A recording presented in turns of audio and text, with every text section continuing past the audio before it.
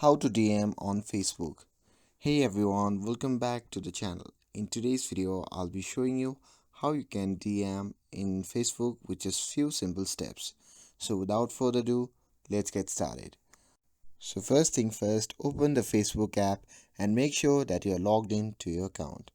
And once you have opened the app, simply tap on the message icon shown in the top right corner of the screen. And this will open up your chats. Now tap on the search bar at the type and type the name of person that you want to message, or you can simply select the person from the chats list. And once you are inside the chats, you can simply tap on the text box and simply type your message. And once you're done, you can simply hit on the send button. And just like that, you have successfully sent a DM on Facebook.